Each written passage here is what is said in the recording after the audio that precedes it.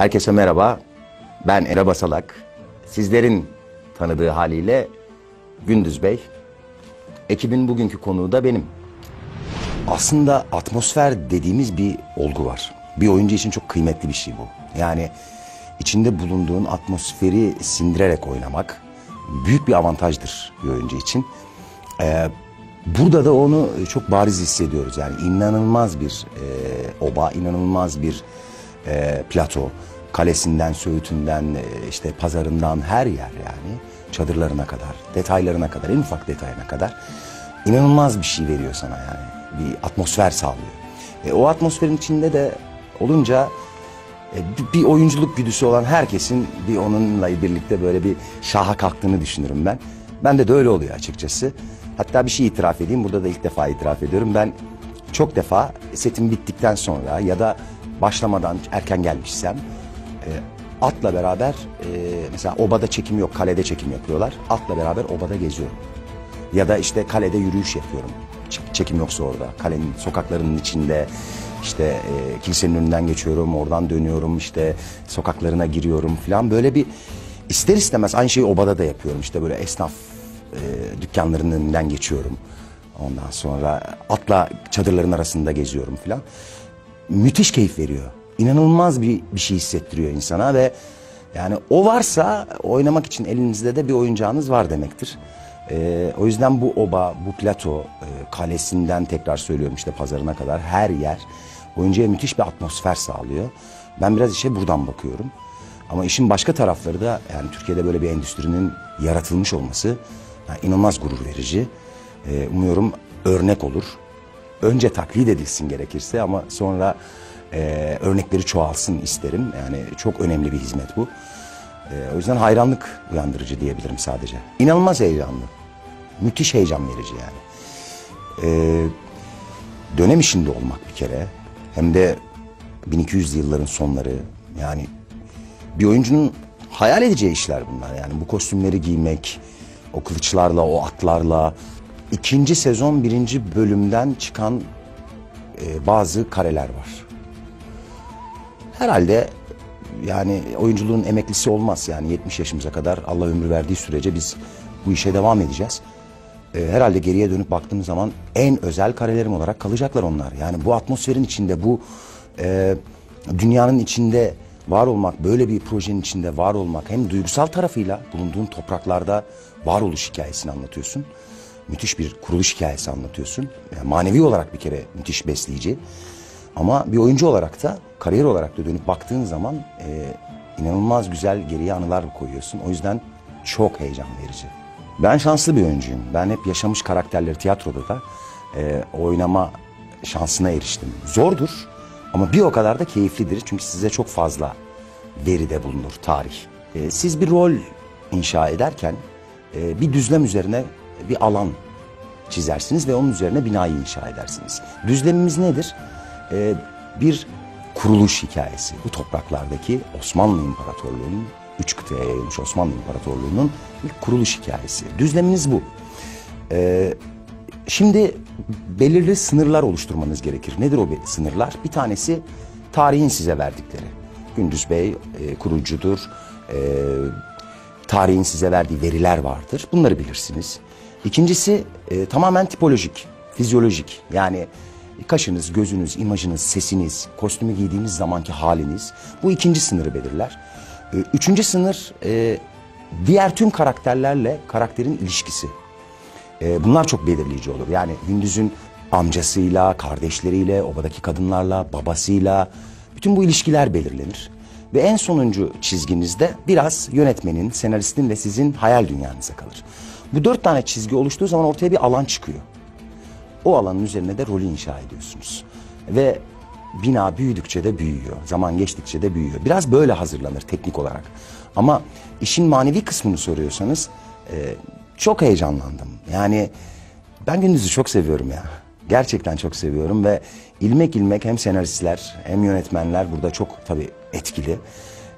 Ama Gündüz'ü var ederken yani Gündüz'ü oluşturmaya çalışırken biz müthiş heyecanlandım ben. Çok sevdim Gündüz'ü. Gündüz annesiyle babasıyla en çok vakit geçirmiş oğul.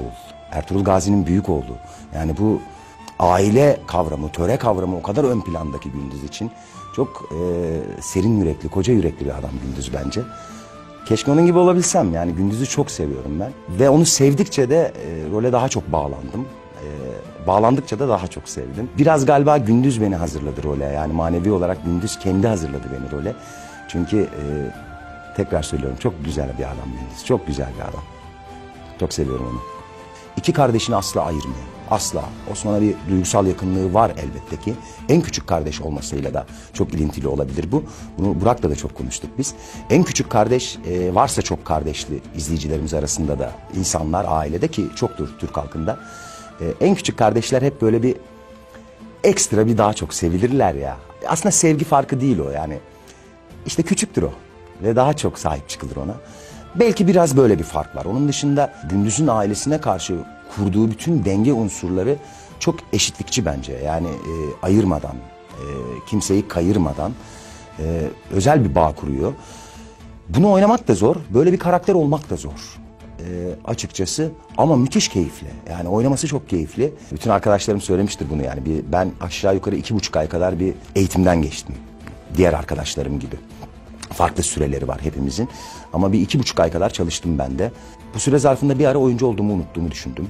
Dedim ki yani sporcu muyum ben acaba dedim, ama bunun faydasını bu 1,5 yıllık set yaşamı boyunca çok net fark ettik. Yani biz sabah kalkıyorduk, çiftlik dediğimiz bir alanımız var, oraya gidiyorduk ve at biniyorduk, kılıç kullanıyorduk, işte ok atıyorduk, spor yapıyorduk bayağı ve akşama kadar yani ciddi bir kamp geçirdik aslında.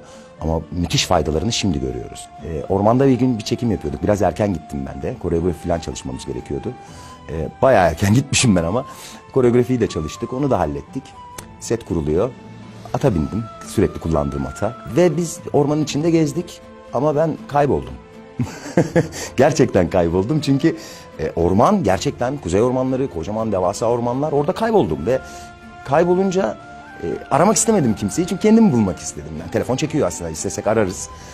Ama kendim bulmak istedim. Bulamadım bir süre. Sonra atımla konuştum. Onunla dertleştik bayağı.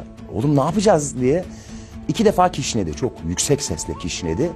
Sonra 3 dakikada filan set alanına geldik. Meğer o kadar uzaklıktaymışız. Ama hiç bilmediğim bir yoldan geldik. Tamamen sezgileriyle o buldu ve getirdi bizi. Ve o günü hayatım boyunca unutamıyorum. Bu kadar özel bir anı bana yaşattığı için galiba Kuruluş Osman yapımına ve setine çok büyük bir teşekkürüm var galiba. Çünkü bu çok özel bir an. Yani bu ormanda kayboluyorsunuz atla ve at sizin tekrar yolunuzu bulmanıza yardım ediyor. Hatta o buluyor. Bu sette inanılmaz bir organik bağ var. Yani setçisinden kameramanına, işte rejisinden oyuncusuna kadar gerçek bir ekip işi hissedebiliyorsunuz. Yani bu hani lafta biz bir ekibiz falan çok söylenir de bu. Burada onu buram buram kokusunu alıyorsunuz. Yani tekrar söylüyorum, yani setçisinden prodüksiyonuna herkesi de işin içine katarak, sosyal medya ekibini de işin içine katarak, oyuncusunu da katarak inanılmaz bir ekip işi var. Ve ekibin ötesinde biz çok iyi arkadaşız. Yani Burak benim iyi arkadaşım. Nurettin Sönmez benim çok iyi bir arkadaşım. Yiğit Uçan benim çok iyi bir arkadaşım. Ragıp Savaş benim çok iyi bir arkadaşım. Olduğu gibi kamera ekibinden de çok iyi arkadaşlarım var. Prodüksiyondan da çok iyi arkadaşlarım var. O kadar çok ki ve bu bir organik bir bütünlük sağlıyor. Bu bütünlükte size aslında çıkan işin bir dokusunu daha net hissetmenizi sağlıyor ekranda izlerken. Galiba bunu başarıyor burası. Geldiğim günden beri bu sete gelirken hiç ayaklarım geri gelmedi. Hep koşarak geldim.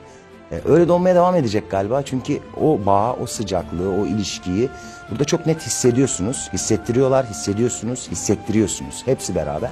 O yüzden de gelenler de çok mutlu ayrılacak. Gidenler de eminim çok mutlu ayrıldılar. Hala içinde var olanlar da eminim çok mutlu.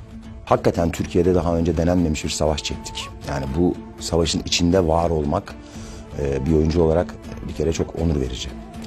Ama bir tarafıyla da unutamadığım sahneler var. Yani özellikle 1. sezon sonundaki Osman'ın öldüğünü ya da çok ağır yaralı olduğunu bildiği ve öleceğini düşündüğü sezon finalindeki Nurettin Sönmez'le karşılıklı oynadığımız, onun çok büyük desteği ve yardımıyla o sahneyi bir unutamam. Bir de hemen o sahnenin devamında ahaliye kardeşinin öldüğünü ima ettiği, Gündüz için çok zor bir sahne. Hem bir tarafıyla aslında doğruyu söylemiyor, bir tarafıyla canı çok acıyor, bir tarafıyla cenge girecekler. Yani o hem zor bir sahneydi hem de çok etkili bir sahneydi. Fethi Hocam çekmişti, Fethi Bayram. Onun da ellerine sağlık, tüm ekibin de eline sağlık. Ben çok mutlu ayrıldım o sahneden. Bir de yine Ahmet Hocam'ın çektiği bir başka sahne geçen sezondan Kafesli Çadır'da Osman'la Gündüz'ün kafa kafaya geldikleri ve çatıştıkları bir sahne vardı. Bir de onu unutamam. O da çok büyük keyif vermişti. Oynarken de izlerken de, ne yalan söyleyeyim. Ama şimdi bu röportajdan kalkıp birazdan otağa geçip yine muhtemelen unutamayacağım bir sahne çekeceğiz. Hadi onu da söylemeyelim. Bu dramanın içerisinde seyirciye çok güzel sürpriz olacak şeyler var. Çok, bana da seyirciye de çok güzel sürprizler geliyor. Beni de çok heyecanlandırıyor bazen. Bazen değil, hep. Gündüz'ün en sevdiğim cümlesi açıkçası. Sel gider taş kalır, el gider kardeş kalır. Benim en sevdiğim cümlesi Gündüz'ün. Bence çok da güzel bir deyim, çok da güzel bir atasözü. Bu toplumun birbirine olan bağlarıyla da çok ilintili bir cümle. O yüzden sel gider taş kalır, el gider kardeş kalır.